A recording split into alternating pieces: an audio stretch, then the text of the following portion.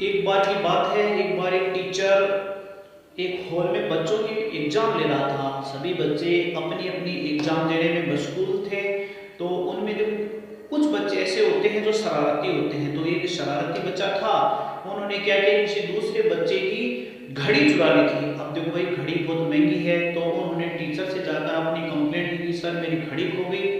तो टीचर के लिए भी वो एक बड़ी शर्म की बात होगी कि यार मैं यहाँ पर एग्जाम ले रहा हूँ, किसी बच्चे की घड़ी खो रही है, तो इसका मतलब मेरा ध्यान नहीं है बच्चों पे, तो मेरे लिए ये सबसे बड़ी मुसीबत की बात हो जाती है। तो टीचर क्या करता है, इस बात को बड़ी गहनता के साथ लेता है कि कुछ भी हो जाए, मैं इस बच्चे की घड़ी है तो मैं वापस हर कंडीशन में लाके वापस दूँ।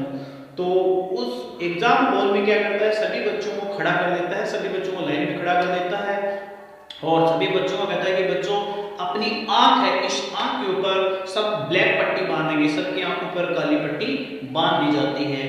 तो उसके बाद जब टीचर है वो एक एक स्टूडेंट की तलाशी लेता है, तो जब स्टूडेंट की तलाशी लेता है तो एक स्टूडेंट के जेब में वो घड़ी मिल जाती है। तो टीचर बड़ा खुश हो जाता है कि हाँ ठीक है, मैंने कुछ मुकाम तो हासिल किया, कम से कम मुझे वो घड़ी तो मिल गई जो बच्चे की खोई हुई थी। फिर क्या करता है टीचर, जैसे ही उसकी जेब से वो घड़ी निकालता है और जिस बच्चे की घड़ी खो जाती है उस बच्चे को वो घड़ी दे देता है।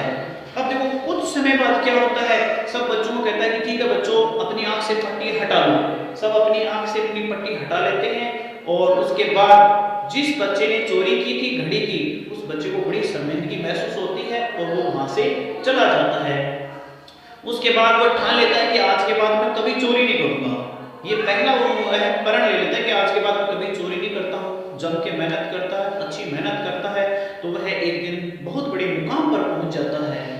अब देखो संयोग से क्या होता है, जिस टीचर ने उस बच्चे की घड़ी जेब से निकाली थी, वही टीचर एक बहुत बड़ा उसी कॉलेज में एक सेमिनार का आयोजन करता है, एक बड़ी सभा का आयोजन करता है।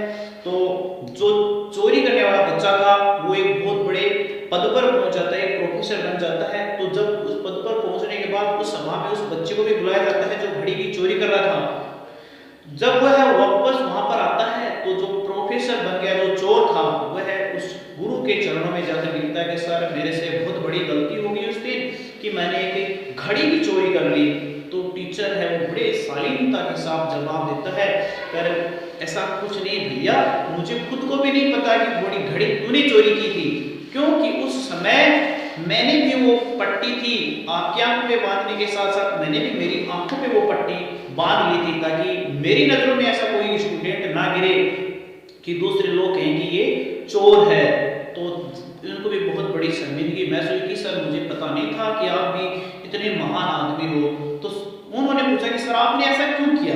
तो उन्होंने कहा कि भाई दुनिया में देखो आज ऐसे इंसान हैं, वो क्या करते हैं, किसी दूसरे की गलतियां ढूंढने का प्रयास करते हैं, चाहे वो अपना परिवार का आदमी हो, चाहे वो अपना रिश्तेदार हो, चाहे वो अपना कोई कजिन हो या अपना कोई फ्रेंड हो, सब क्या करते हैं, एक दूसरे की गलतियां खोजने में अपना टाइम बर्बाद कर देते हैं।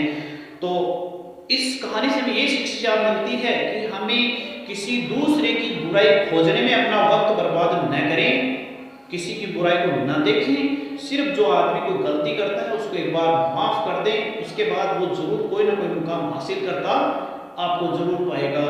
तो बहुत से लोग होते हैं अपना समय इसी में बिता देते हैं, दूसरों की गलतियां खोजना, उनकी कमजोरियों को ढूंढना।